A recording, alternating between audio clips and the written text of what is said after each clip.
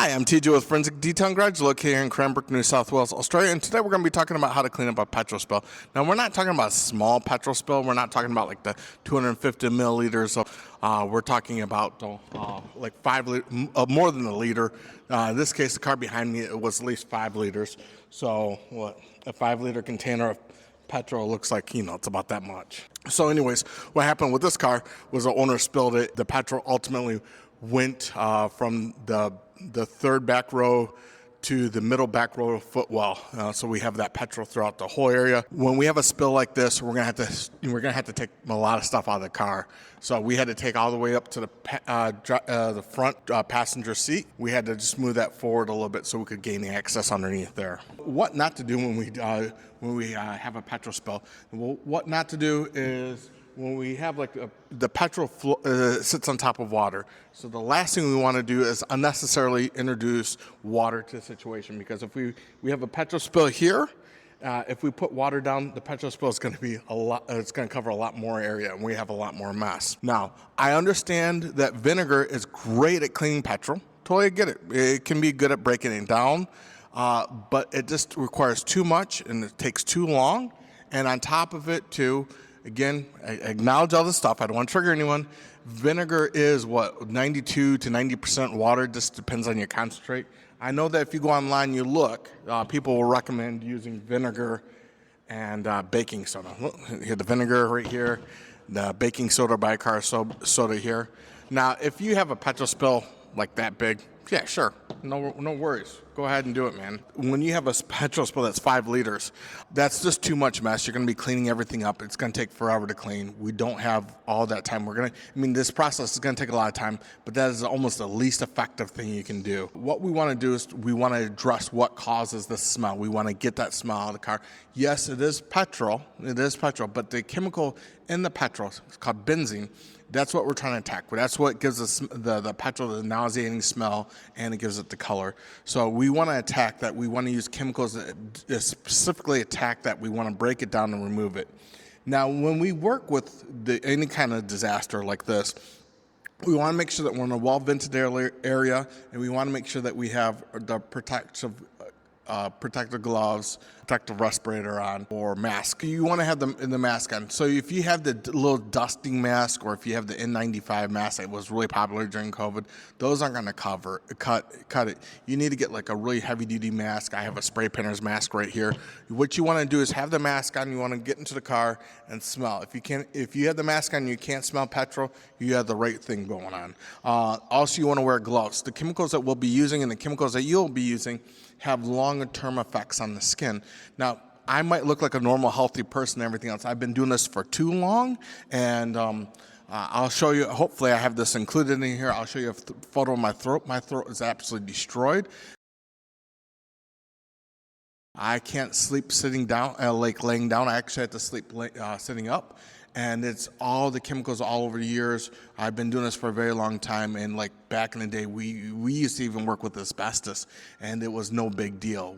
So the most important thing what I'm saying is, doing this kind of work, there's going to be long-term effects on your body. You need to wear protective gear. I don't want to tell you the products that we use, because the products I use are for my type of work, and they might be too aggressive and too strong for you. And so you want to just find the category of product that they're in and go from there. So like say we want to work with solvents, and we're going to want to work with detergents. So when you do your Google search, just look for carpet-safe solvents and carpet-safe detergents. Don't use the word car in it or automobile. You'll get some inferior products. And most likely, go to your local professional cleaning supply store, and they will have what you want. You don't want to go to like a Bunnings or something like that, but you want to go to a specialist that specializes in selling cleaning products, especially housekeeping and janitorial supplies. So if you're going to be in your area, I would look up a solvent that cleans petrol and then I'll also look for a detergent that cleans petrol. So you want to extract all of the stuff you want out of the car as you can. We call them terry towels. I think there might be like a drying towel at home. You just want to use those to absorb it. Microfiber is not the way to go because microfibers don't absorb; they actually repel. So microfiber won't do the best job absorbing. With this guy was actually one of the worst case scenarios. He dumped the 5 liters of petrol in the car. He had someone try to clean it. The person made the mess worse. They covered up with fragrance, so the car was like really fragrantly, and the petrol smell. So I have like 2 things I need to take care of, and then on top of it, he let it sit in the car for I think two weeks before it came too much for him. And that's very common in this business for people to try to tolerate as long as they can. Yeah, it's not good. When we're doing this kind of job, just give you a heads up too. I'm not trying to go all over the place, but when we're doing a job like this, it's going to take you 8 to 12 hour labor hours to do. You might have the car in your shop for 2 to 3 days. Usually when every single step that we do, we want to make sure that everything is dry before we do the next step. Anyway, so now we're getting back to cleaning the car. We've extracted the car. We're using our solvent down. Now, so with the solvent I would use, I would put it down, spray it, go excessive, and then what would do is I would extract it the first time around. I would use that solvent again, and this time I'd use boiling water or steam. Remember, you need to have the mask on or you're going to be going to heaven. Then the next thing is we'd go in there with the detergent, do it 2 times with the detergent, and clean it up that way. Now, what will happen is we need the car to kind of dry at this point. So we have all the liners and everything else in the car. We've taken everything out of the car. We need it to dry. Then what we want to do is, I'll just show you real quick. I'm sorry, all over the place again. With this car, like I said, 5 liters. So you have the floor liner right here, the underlay. Anyways, can you see the petrol is right here? This is absorbent. There's no recovering this. This is trash. You cannot soak it. You're not going to get the smell out. The same chemicals that we'll use to get the smell out will dissolve this. So if you're here in Australia, you can go to Bunnings and get an underlay really cheap. You get a big spool of it. You can just kind of make it. You can kind of stack it up. Your underlay would probably be about that thick, and then you just kind of cut out a pattern and stack it up that high. Also, it doesn't need to be even. We'll even it out when we put it into the footwell. Clark rubber and get a really foamy high-end version of this. We decided to order one from Japan, and it's going to take 4 to 6 weeks to get here. So we'll use the cheap Bunnings underlay until the one arrives. So we've used our solvent, we've used our detergent. We want the car to dry. So the next part is to let the car dry. The car at this point, the car should be totally dry. You should smell still a little bit of a stink to it, nothing big. What we're going to do is put our ozone generator in the car. Now, depending on your wealth level and everything else, you can get a little cheap ozone generator from Amazon, or you can get like a $1,000 one from a proper company. I have a little cheap one from Amazon. It does me great. And what I'll do is I'll put the ozone generator in the car for about 4 to 5 hours when we're dealing with a petrol spill this big. We let it sit there, do its job. Probably just keep an eye on it. You don't really want to let the ozone generator run all by itself. Obviously, don't go into the car. Don't try to breathe in the ozone. It's obviously toxic. It'll cause you to cough, and it'll cause your eyes to get watery. It kind of smells like, the easiest way to say it is it smells like a pool with electricity. Smell it, and you'll know what I'm talking about. Anyways, so we've let our ozone generator run to 4 or 5 hours. We let the car gas out. So if we run it 4 or 5 hours, we want to make sure that we do the half-lives and everything else. So we want to let the car air out for 2 hours. So if you run an ozone generator in a car for an hour, you need to let the car air out for at least a half an hour. In this case, you really want to layer out, if we had in the car for 4 or 5 hours, you want to let it air out for about 3 hours. Now that we let the car air out, what we need to do is go back in the car and clean it with our solvents one more time. So clean the whole floor of the carpet with our solvent. Then come by, extract it. Then come by with our detergent, clean it out with our detergent. And then the difference is we're going to have some kind of finisher product in there. So for us, We use a neutralizer. This is the neutralizer that we use. Now this is what's going to have the vinegar smell to it. It's going to be similar to vinegar, but what will happen is that will neutralize the chemicals that we've put into the carpet, and then we extract that out as well. Then what we need to do is the ozone generator is hard on plastic, so we need to go throughout the whole car and clean every single surface. Now when we clean the surfaces in the car in my shop, we use 3D orange degreaser. Now this is designed for interior cars. So we just mix that at 10%. So we use 10% chemicals and 90% water. The reason why we use it is we want a harsh degreasing product that will sit there and strip everything off in one go. So it's going to strip off your fingerprints. It's going to strip off pretty much everything. This is a little on the side of car detailing products for interiors. That's more on the heavy duty side. So we sit there, when we use that, we clean everything from the headliner to the floor. Now when you go to clean the headliner, just get the microfiber kind of soaked in the degreaser, mix that. And then what you're going to do is then you're just going to pat down the roof and just kind of slowly go over the roof. You shouldn't have any kind of wicking. Don't oversaturate the roof. Don't make the roof too wet. You're just trying to get like the residue out. So the microfiber doesn't need to be soaked, but it just needs to be damp. And what you're doing, you're just going to swipe, wipe all the way down. And then you're going to do that throughout all the surface in your car. When you get to your plastics, you might need to do a little bit of scrubbing. Then after you get all the surfaces, remember seat belts are surfaces too. You've gotten all the surfaces. What you want to do is let it dry, and then you're going to go over it with some kind of interior dressing, something that makes the car shiny. Now don't put this on anything in the surface, because most likely it's going to make it slick as well. So any kind of surface that you touch with your feet and everything else, so you can cause a slip and fall. Don't put it on those. So what we use in the shop here is the Chemical Guys Tire Kicker Shine. I understand people don't like Chemical Guys. They're a little bit overpriced. The reason why we use it in the shop is that it's for interior and exterior, does do the shine. The reason why, though, is it smells. It has a really powerful smell. It's very flowery, and that just works on our side. So at this point, the car should not have the smell whatsoever. Everything should be gone. The car should be totally clean and pretty much ready to go. So at this point, you should be putting the carpet back in. You need to be putting the seats back in, and the car should be good to go. It should be able to sign off on. By this point, the car shouldn't have any kind of petrol smell whatsoever. If it does, that means that you haven't addressed all the petrol in the car, and you need to go back and find the extra areas of the petrol. The cleaning method we just laid out here is so strong, there should be no chance of the petrol. After the ozone, there should be no trace whatsoever.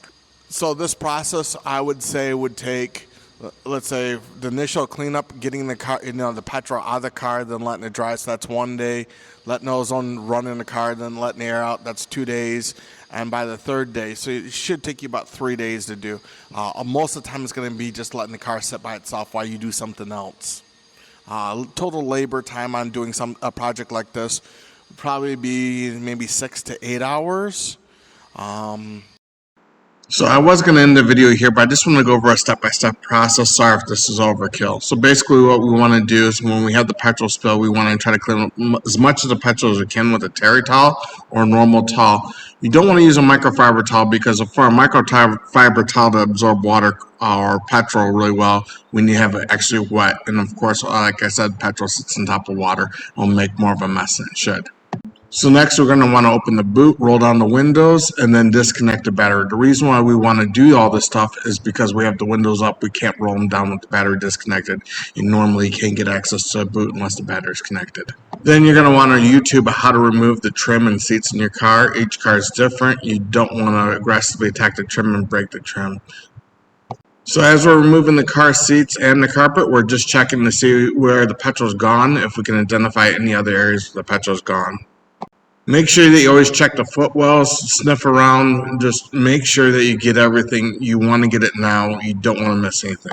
Next, you're going to want to use your solvent that's designed for petrol or petrol-like spills. So the reason why we use a solvent is a solvent's designed to break things down. Unlike a detergent, we'll cover in a second, but detergent basically lifts it up, encases it and lifts it up for us.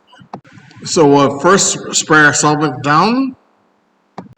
Then we'll extract it, and then we'll spray it down again, and then we'll use steam or hot water to extract it. You really want to keep on extracting it until the fabric is almost dry. Next, we'll be using our detergent.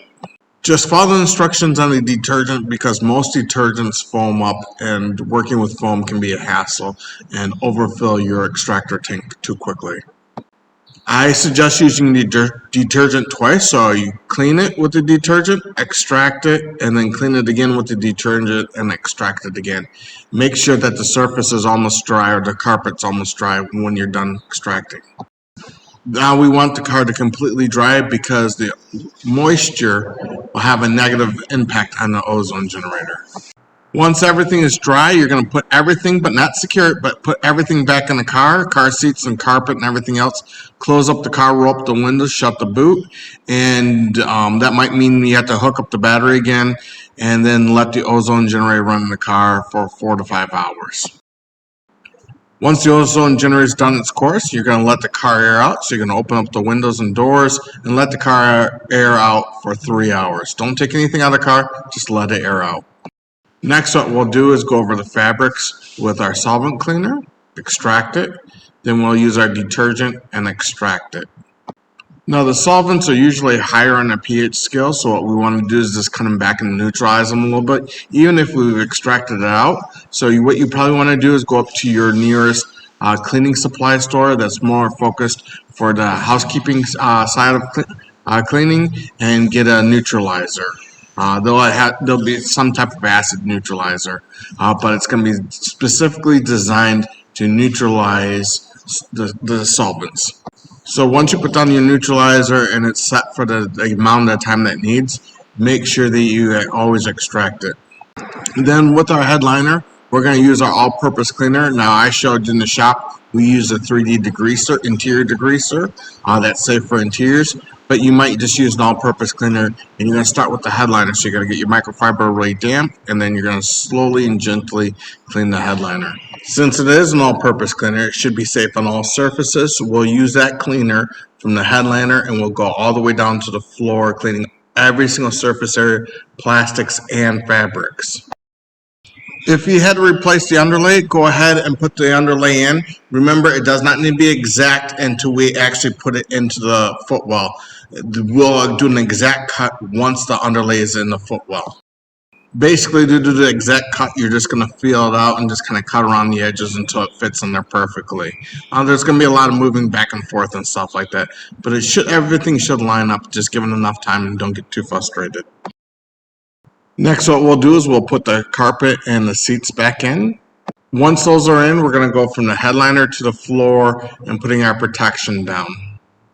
Sometimes the ozone generator can make the glass a little bit greasy, so you're just going to have to do an intense glass cleaning on the front window and on the rear sometimes.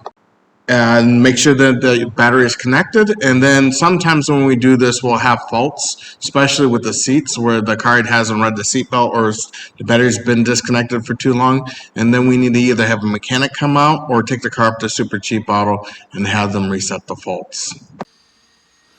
Anyways, I'm TJ with Forensic Detailing Garage. I hope you learned something. I hope this was helpful.